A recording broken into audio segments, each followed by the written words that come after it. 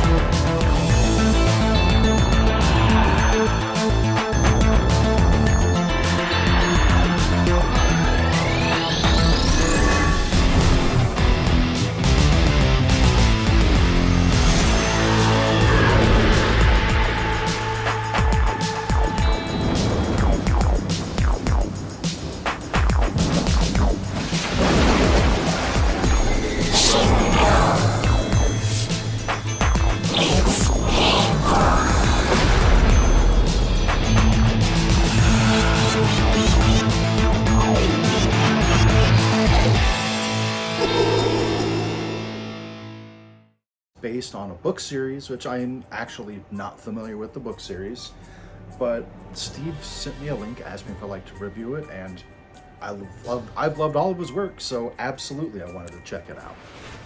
Don't have a physical copy yet. We'll definitely be getting one though.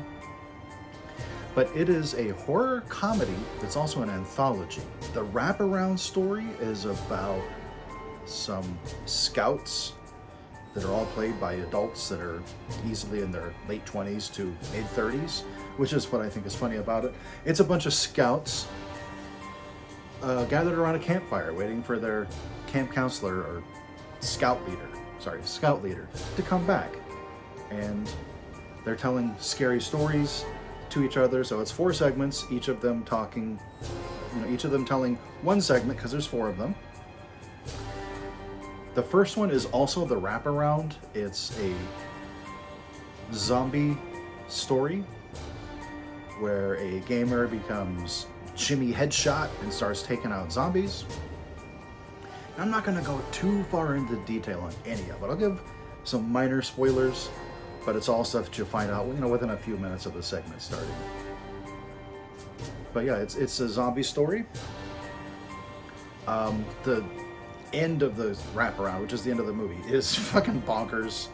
There are kills with dildos and all kinds of crazy stuff. So that one's a really fun one. The second story, or the first full story, because the wraparound takes place before, during, and after all the other ones.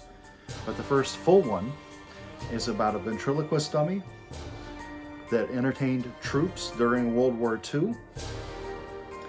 And it turns out the dummy is alive, and he wants the guy to become his ventriloquist by, as he says, put your fist up my ass.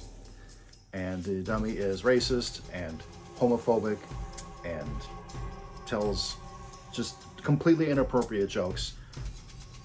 But honestly, here's my take on humor. If we're telling jokes, we're expecting the punchline to be outrageous.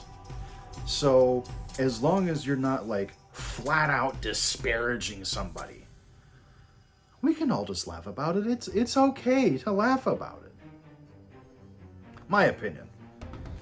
As long as you're not, throwing out slurs and not just flat out disparaging everybody, it's fine to laugh at inappropriate jokes. But yeah, that one was a fun one. I think the second one, my opinion, is the weakest one. It's a group of dude bros, all named Tony, except for one. His name is Clyde. That end up having its intergalactic beer Olympics. Really funny one. Now, the acting throughout this is pretty cheesy, but I'm also pretty sure it's intentional.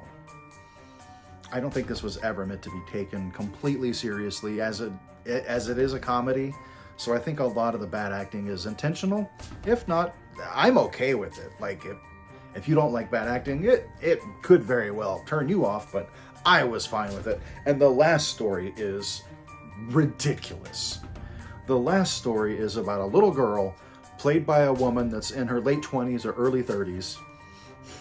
So it's already ridiculous. That is supposed to take a lawn gnome to the dump for $1. And she's a poor redneck, so she thinks she's making great money. And on her way to the dump, she takes tape off the gnome's mouth, which is there, and she doesn't know why. It turns out this gnome is actually alive, and it shits cocaine. So she now wants to become a drug dealer and make her daddy proud by being a drug dealer, making all kinds of money. The movie is just bonkers. I think that, like I said, I personally thought the third story was the best. They're all great. They're all fun. I had a good time with all of them. Again, I don't want to give away too much because I think the people that helped crowdfund it, which I unfortunately was not one, but the people that helped crowdfund it are just now starting to get their perks. So only they've seen it. I'm sure it'll probably hit Tubi or Prime or something. Once it's out for everybody, I'm sure it'll end up on a streaming service, or you can hit up Steve. I will leave a link in the description for Steve's web store, where I'm sure once the movie's available, it'll be on there. Or it'll probably be on, almost all of his movies are on Tubi, and I've seen several of them on Prime as well. So it'll be out there. It's called Shingles the movie in 2023. Fun time. You got blood, you got boobs, you got beer. It's a good time. I highly recommend it.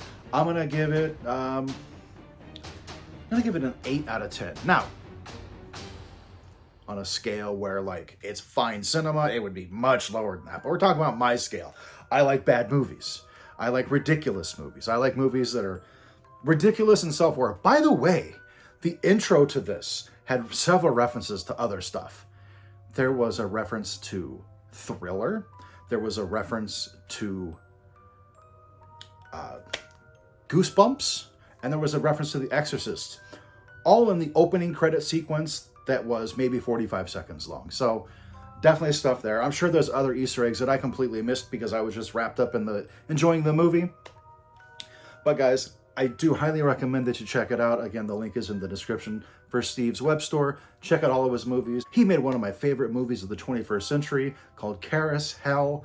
It's about a sentient Nazi carousel unicorn that breaks off the carousel and goes on a killing spree. It's ridiculous. It's hilarious. It's gory. It's a 10 out of 10. But we're not talking about that tonight. But yeah, he's released a lot of fun stuff. Amityville Christmas Vacation was a fun one. Definitely check out the link if you want to buy some of his stuff. Support indie art. Always support your indie filmmakers. But with that, I'm going to go ahead and say, as always, be cool, be spoopy, and support independent horror. Deuces.